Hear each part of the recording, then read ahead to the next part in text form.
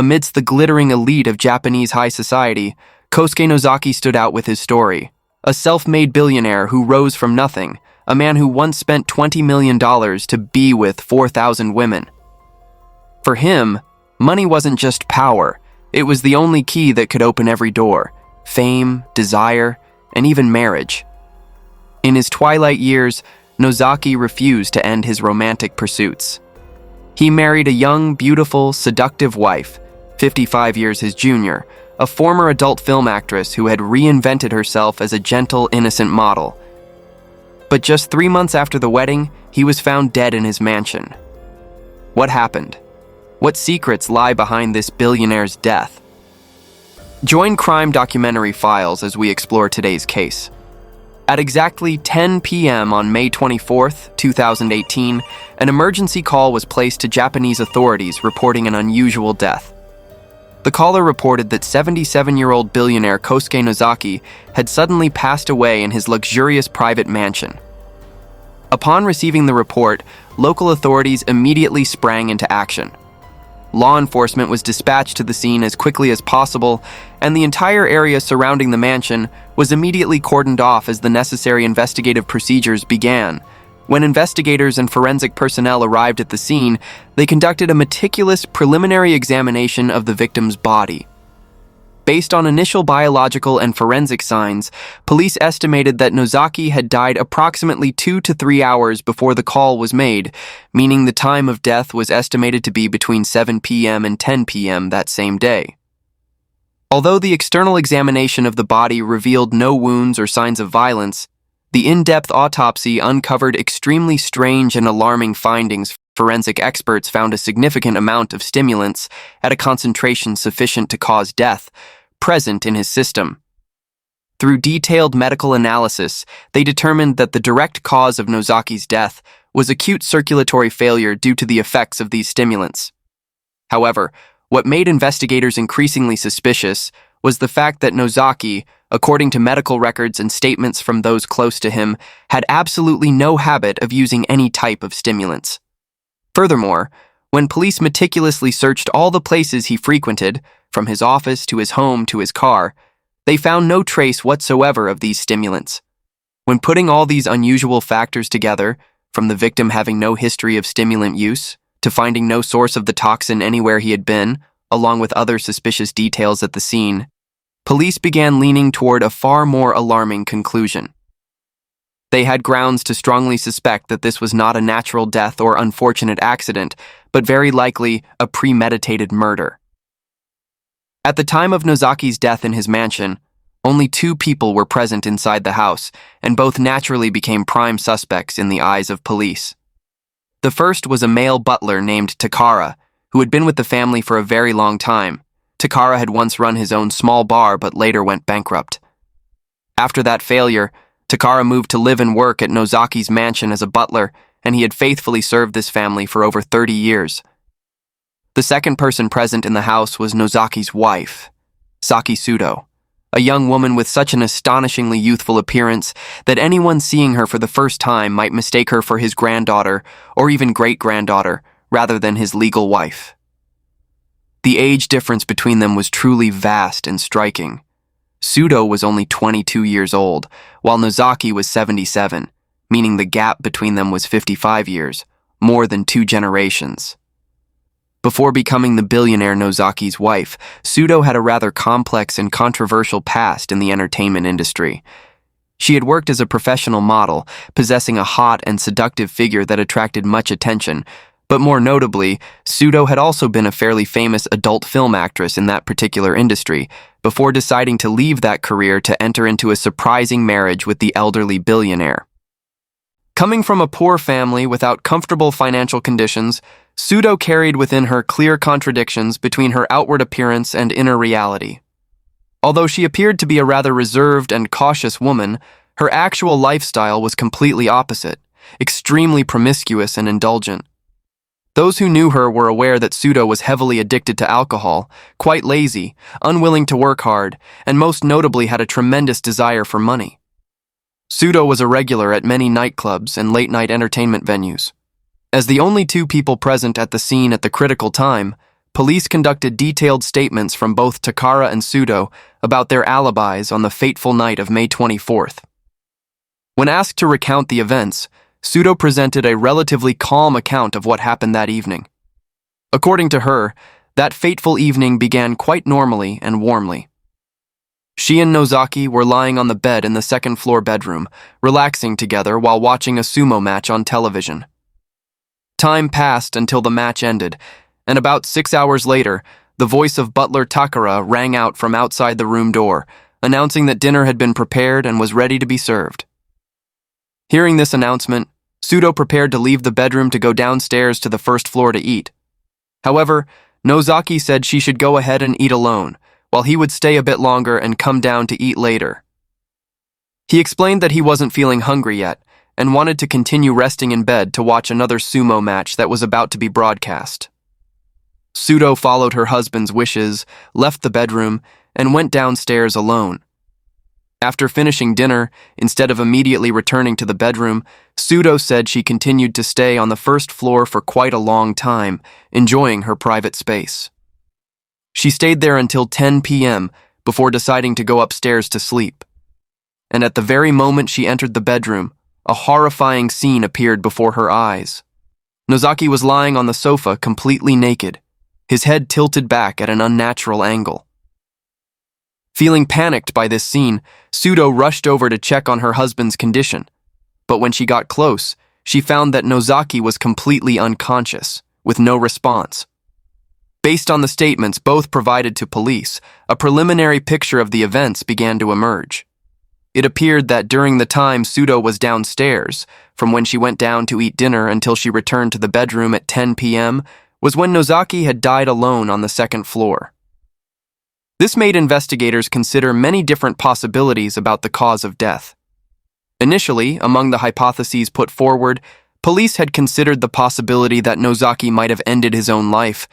Could he have swallowed the toxic stimulants while alone on the second floor? However, this hypothesis was quickly dismissed by investigators for many convincing reasons. First, financially, Nozaki owned an enormous fortune worth hundreds of billions of yen. He was a successful businessman with an enviable social status, and there were absolutely no signs of financial crisis or money troubles. Furthermore, despite being 77 years old, Nozaki had just entered into a marriage with a beautiful young woman like Sudo. From the outside looking in, his life seemed to be in a fairly complete and satisfying phase. For these reasons, police quickly eliminated the suicide hypothesis and began turning their attention to far darker possibilities. The deeper they dug into Nozaki's life, the more strange and suspicious details investigators discovered. Just 18 days before Nozaki died under mysterious circumstances, his beloved pet dog had also died abnormally, and for unknown reasons. This timing coincidence was too suspicious to ignore, especially when both deaths bore unusual signs. Close associates, friends, and Nozaki's longtime servants all confirmed that his affection for his pet dog was very deep. He considered it an important family member. He had even publicly declared multiple times that he intended to leave a significant portion of his assets to his pet dog. When this information reached investigators' ears, they immediately realized this couldn't just be a random or unrelated detail. If someone had a motive to kill Nozaki to seize his assets, then the dog receiving an inheritance was a major obstacle that needed to be eliminated first. With this reasoning, police decided to conduct a parallel investigation into the dog's death. They wanted to find out whether the person who killed Nozaki had started their plan by poisoning the dog beforehand. To clarify this suspicion, police exhumed the dog's body and sent it to the forensic laboratory. However, the examination results found no traces of stimulants or any other toxins in the dog's body. Nozaki's close friends and longtime colleagues noted that the affection Nozaki had for his pet dog seemed far deeper and more genuine than what he had for his beautiful young wife. This was clearly demonstrated through many of his daily behaviors. Even when busy with business, Nozaki would still often take advantage of break times to call butler Takara to inquire about the dog's health. Meanwhile, to search for clues about the possibility of an intruder from outside, the investigation team reviewed all footage from the mansion's security system. Investigators spent hours examining every frame of film. They particularly focused on the time frame from afternoon to evening on May 24th, the time before and during Nozaki's death. However, there were no images recording any signs of suspicious strangers attempting to approach or break into the mansion area from outside. This led to the conclusion that if this really was a murder as police suspected, then the perpetrator could be none other than one of the only two people present inside the house at that fateful time: butler Takara and young wife Sudo. One of the most important questions investigators posed was, who would benefit from Nozaki's death? When posing this question, the answer seemed to emerge too clearly. Every arrow of suspicion, from financial motive to abnormal behavior, pointed toward young wife Sudo. After gathering complete statements from all parties involved and conducting the preliminary investigation phase from various angles, police had grounds to suspect Sudo as the prime suspect for the following reasons. First, when she first discovered her husband's body, and in the first few hours of reporting to police, Sudo's statement truly seemed full of panic and worry. However, she then quickly focused on building an alibi for herself. She continuously emphasized to police that she had been downstairs the entire time, trying to clarify every detail of her movements in the house. Second, throughout Nozaki's funeral, Sudo appeared with a cold, indifferent expression. She even sat in a corner, absorbed in playing games on her phone. Third, in just a short time after Nozaki's death, Sudo made moves related to the enormous fortune her husband left behind. She contacted a reputable art appraisal company, asking them to come evaluate a valuable painting in Nozaki's collection. This action clearly showed she was planning to sell at least one of the deceased husband's valuable artworks. Fourth, after her husband's death for a short time, she began liquidating Nozaki's assets at an astonishing speed. Sudo appointed herself chairman of Nozaki's company, transferred an enormous sum, over $300,000, from the company's funds directly into her personal bank account. Not stopping there, she was even planning to leave Japan, intending to move abroad. Sudo insisted she was completely innocent and had no reason to be suspected. She explained that in fact, she was the one who suffered the most from Nozaki's death. To prove this, she revealed a special clause in the marriage agreement. According to the agreement signed before marriage, Nozaki was obligated to transfer 1 million yen, approximately $6,700, into Sudo's account each month from their wedding day. This was not a small amount, and if the marriage lasted, the total amount over many years would be very large. Based on this clause, Sudo argued that if Nozaki were still alive, she would continue to receive this stable monthly income for many more years. But now that he had passed away, that stream of money had been completely cut off. Therefore, according to her, Nozaki's death brought her no benefit and instead made her lose a solid financial source. Sudo emphasized that her husband's passing left her with a great loss, both emotionally and financially. However, when examining the will, supposedly handwritten by Nozaki, legal experts and investigators were surprised by its contents. According to the will document, Nozaki decided to leave Sudo an enormous fortune worth 3.5 billion yen, approximately $23 million. Notably, according to inventory results, Nozaki's total assets before death were estimated at about 5 billion yen, $33 million. Simple calculation showed that 3.5 billion yen represented up to 70% of total assets. In other words, this will not only left Sudo a significant portion, but virtually the entire fortune Nozaki had accumulated throughout his life. If this will were valid, the story about the monthly allowance of 1 million yen was just small change. The truth was that Nozaki's death wouldn't make her lose a source of income as claimed, but would actually bring her an enormous fortune. With this discovery, police decided to confront Sudo directly. "Is this handwritten will really written by Nozaki?" Sudo responded with a sarcastic tone. "Ridiculous. What are you suggesting? Are you saying I forged my husband's will?" Her voice rose, showing deep offense. She continued, "And what's wrong with my husband giving me 1 million yen every month?" Putting all the pieces together, anyone could clearly see. Young wife Sudo was the person who would benefit most from Nozaki's death. She not only escaped the marriage with an elderly man, but also inherited virtually all the billions of yen in assets.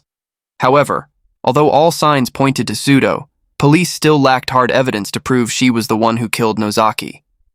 Furthermore, Sudo appeared irritated during interrogation. She adamantly denied any involvement in her husband's death, refused to answer intrusive questions, and always remained silent or evasive in the face of accusations. Soon after, the case attracted widespread attention from the media. Newspapers, television, and news websites competed to report on the billionaire's mysterious death, and the suspicion-filled young wife. Public opinion largely believed Sudo was the culprit. Many even openly mocked police for their inability to investigate. They didn't understand why, with such clear signs, police still hadn't arrested the suspect. Pressure from the public and media increasingly weighed heavily on investigators' shoulders. While the case was at a standstill, an unexpected side story emerged.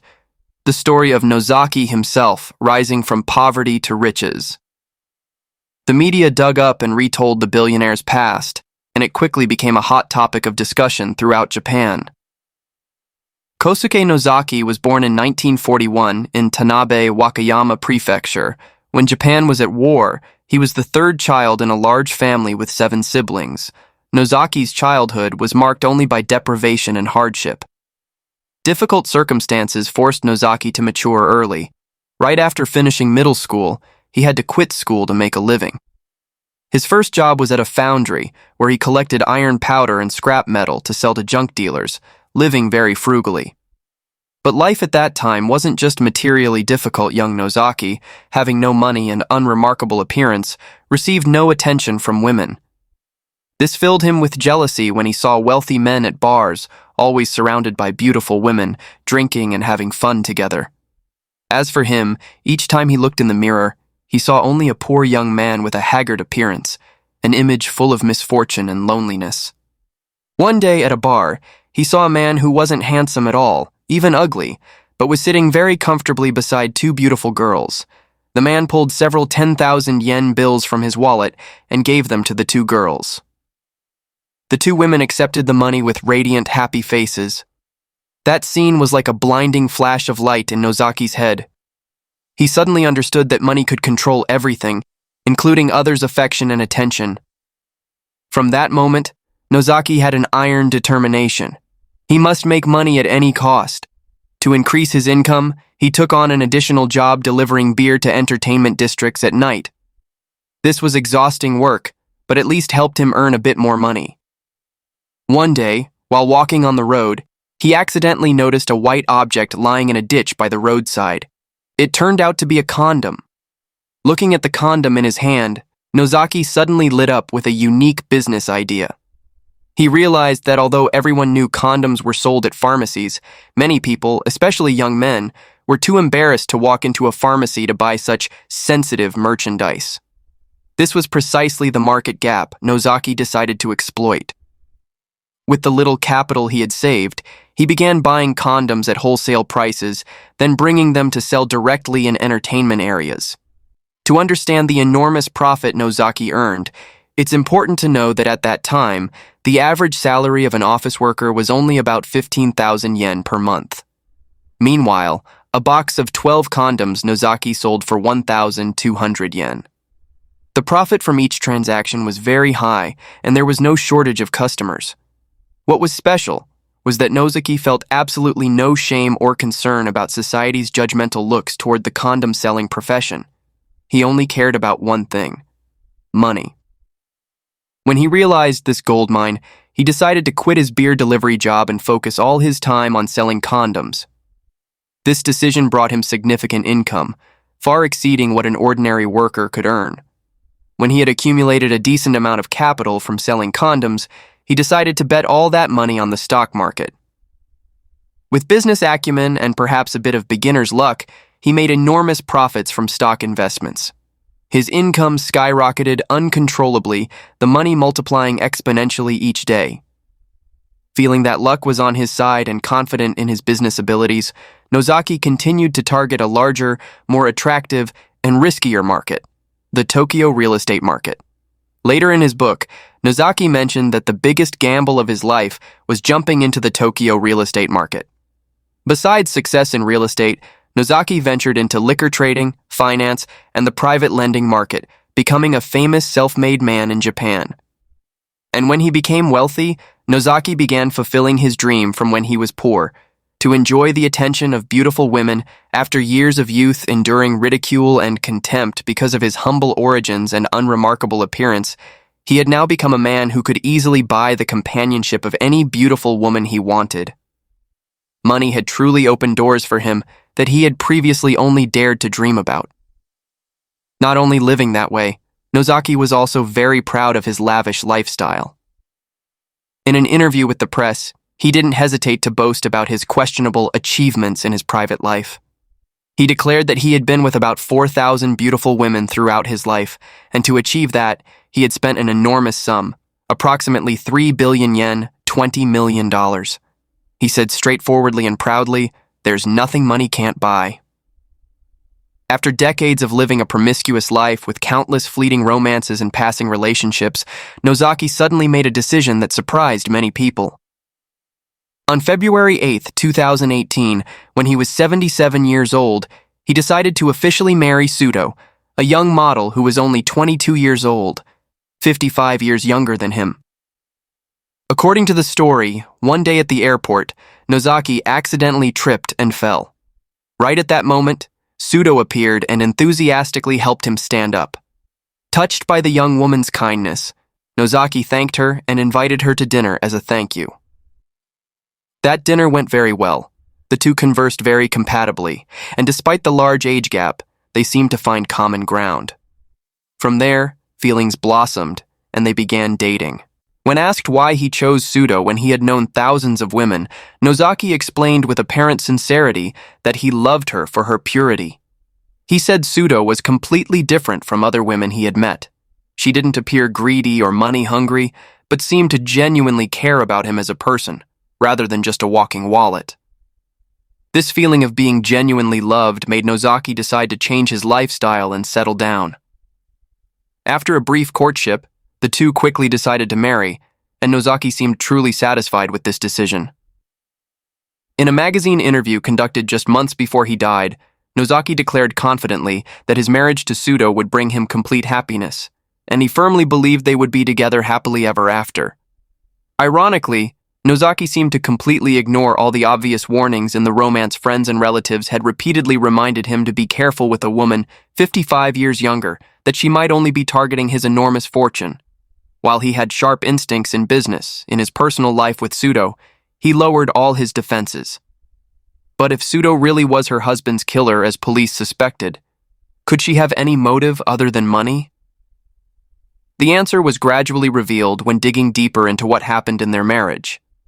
It turned out that after an initially happy period, everything began to fall apart when someone revealed the truth about Sudo's past to Nozaki.